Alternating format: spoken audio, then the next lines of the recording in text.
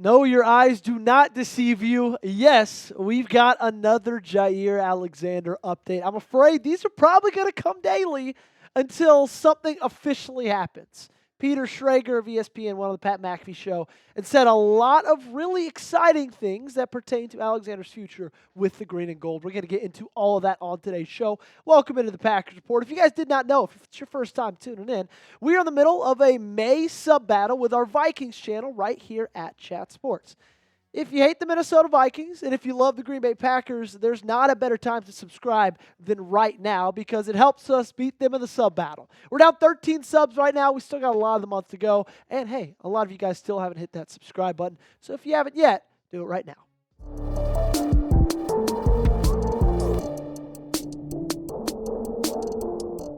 So if you've missed anything over the last 24 hours, we're going to get you caught up and started with yesterday's update, okay?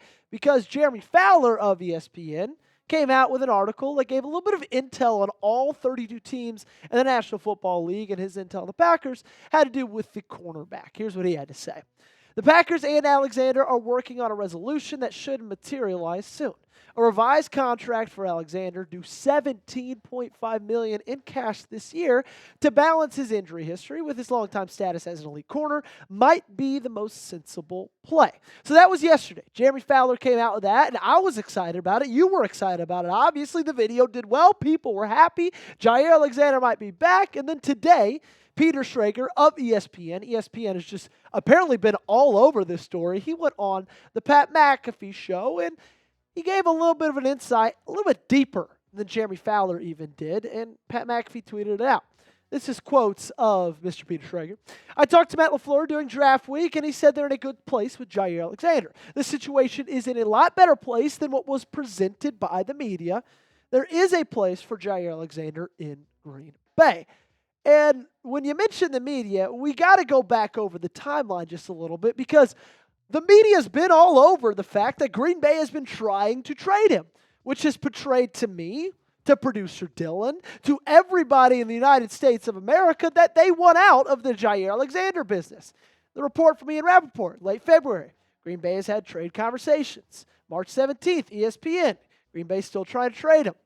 Then the 15th of April, Green Bay has received interest. They remain committed to dealing him to a trade. And so what Peter basically said was it's a little bit of a better situation than even the media has portrayed it. He went on to say the following. It appears more likely that Alexander will remain with the Packers. Alexander had great talks with head coach Matt LaFleur and Brian Gutekunst. He also has a great relationship with defensive coordinator Jeff Hafley. So there you have it. I mean, if you're Jaire Alexander and you're planning and wanting to stay with this team, there's really three people you got to have on your side. The head coach, the general manager, and your coordinator, Jeff Hafley. And as Peter Schrager just mentioned right there, they've all had really good conversations. They all have great relationships, and they seem to be on the same page, which in my opinion means that something might be coming soon. I need you to take a guess for me. This might be the final time I have you take a guess on this exact subject. Will Jaire Alexander be a Packer come September? Give me a yes, give me a no in the comment section down below. The answers might be a little bit different this time around than they were a couple weeks ago. Regardless, get down in the comment section. I truly thought that they'd end up cutting Jaire. I really did.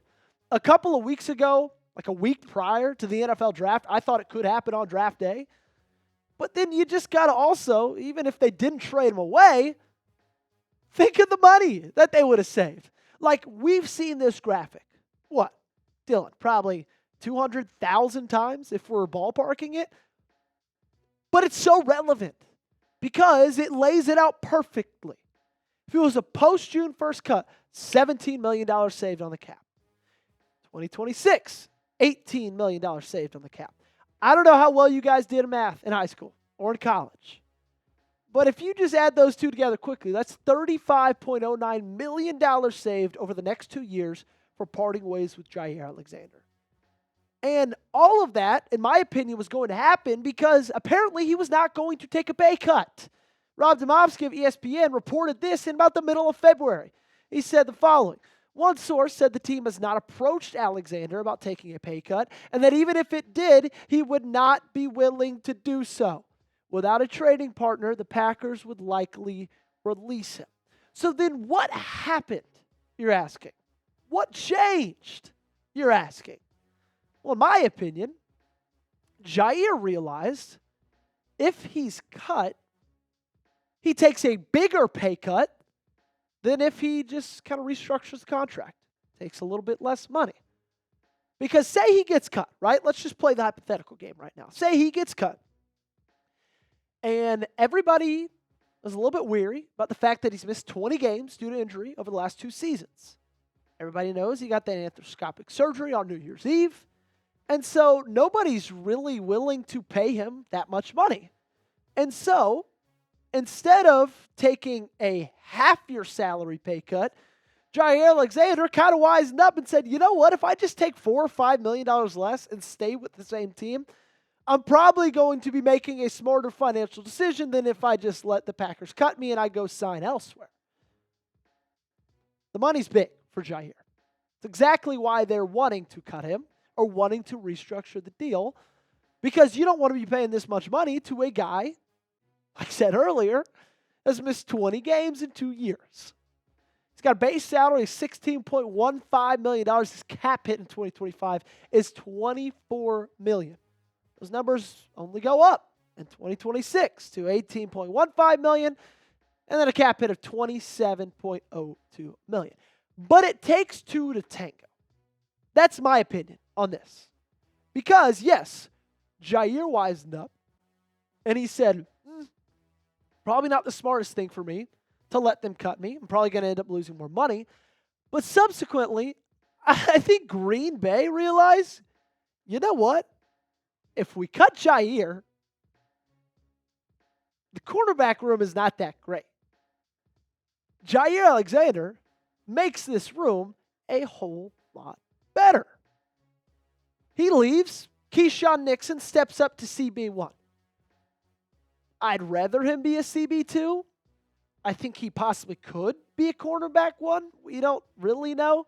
And then Nate Hobbs would move to outside away from nickel, and I personally believe that Nate Hobbs is much better in the nickel, in the slot, than he is as an outside corner. So that means Valentine would maybe have to step up. Maybe Robinson would have to step up.